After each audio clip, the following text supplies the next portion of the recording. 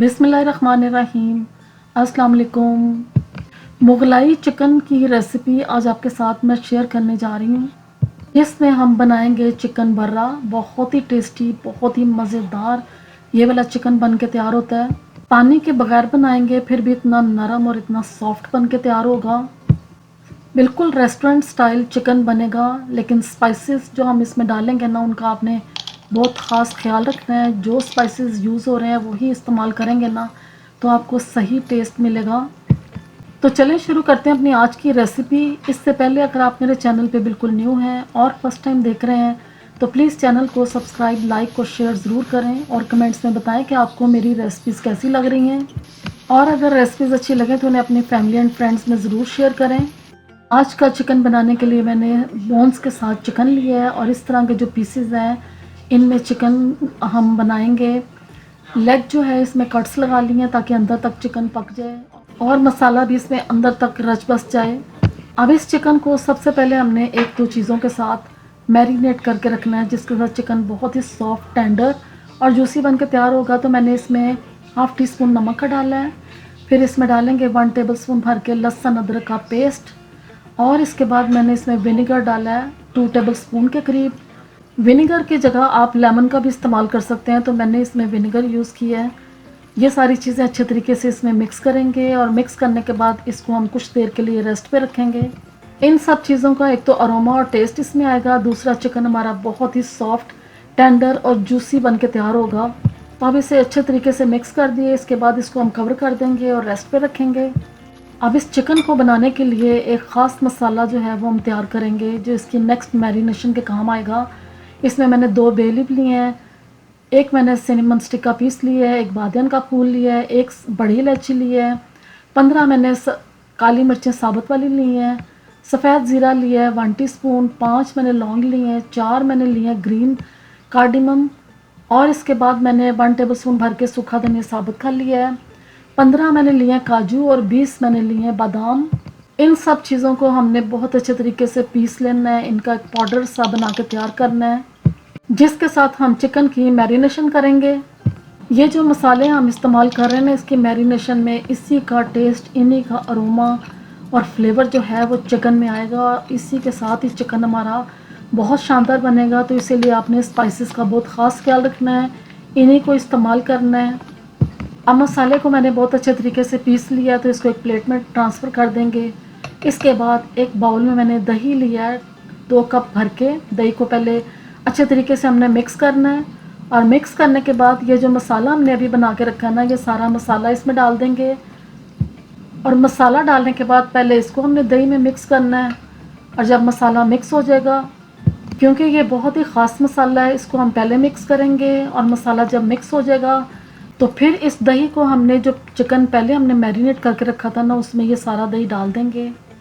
दही डालने के बाद इस सारे दही को हमने चिकन के ऊपर अप्लाई कर देना है हाथ से। बहुत अच्छे तरीके से आपने एक एक पीस को जो दही है ना ये मसाले वाला ये सारा लगा देना है।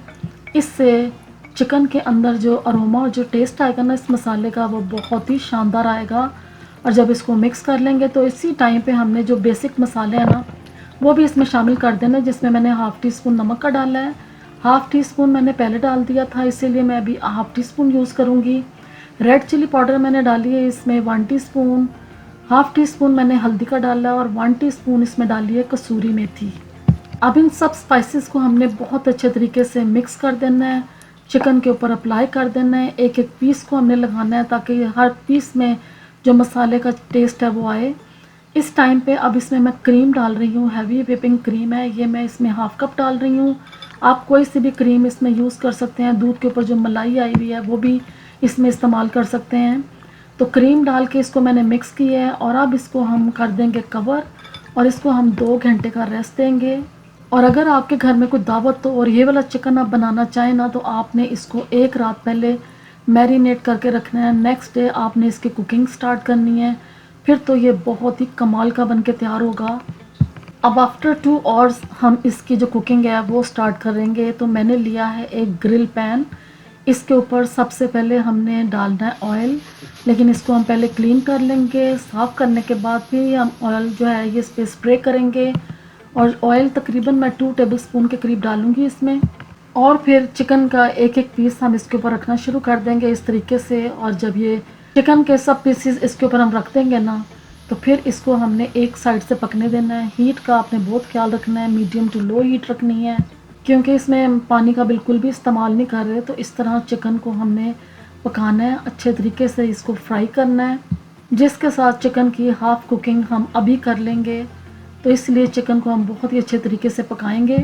آپ دیکھ رہے ہوں گے کہ چکن کے میں نے صرف پیسز ڈالے ہیں، اس کا جو مسالہ ہے وہ ہم نے اس میں ابھی نہیں ڈالا، وہ ہم دوبارہ سے استعمال کریں گے۔ ابھی صرف اس چکن کے جو پیسز ہیں نا ان کو ہم نے کلر دینا ہے، اچھے طریقے سے پکانا ہے۔ اس کی سائڈ کو فلپ کریں گے تو آپ دیکھ رہے ہیں اس پہ کلرز کے آنا شروع ہو گیا، اور چکن بھی بہت ہی اچھے طریقے سے پک رہا ہے۔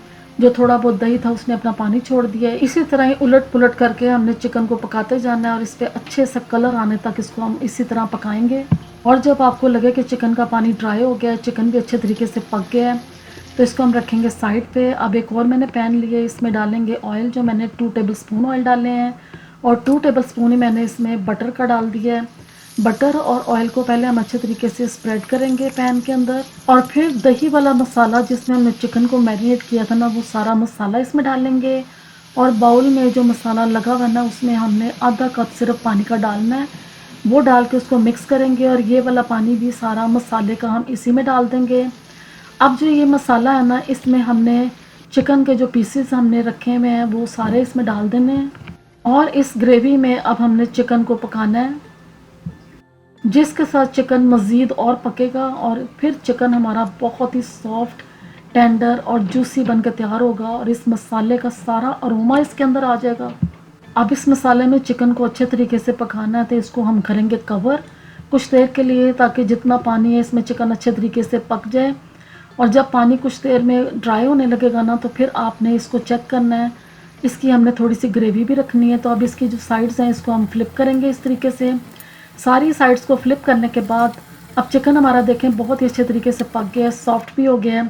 اس میں ڈالیں گے ہرا دھنیا، اور پھر اس کے بعد ایک میں نے گرین چلی ڈالی تھی، اس طرح کی کٹنگ میں کاٹ کے آپ نے ڈالنی ہے، جس کے ساتھ دیکھنے میں بھی لک وائز یہ بہت ہی اچھا لگے گا۔ پھر اس کے بعد اس میں ہم نے انین ڈالنا ہے، جو رنگز کی شیپ میں ہم نے اس طرح کاٹ لیے تھے انینز، یہ کچھ پیسز اس کے رکھ دیں گے۔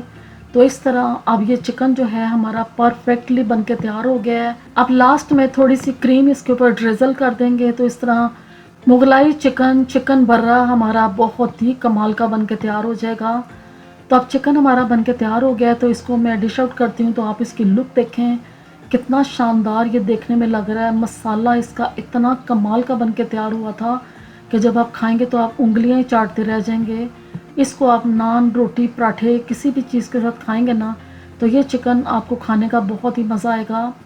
گھر میں بنائیں، اگر آپ ریسٹورنٹ سے لیں گے تو آپ کو بہت کاسٹلی پڑے گا۔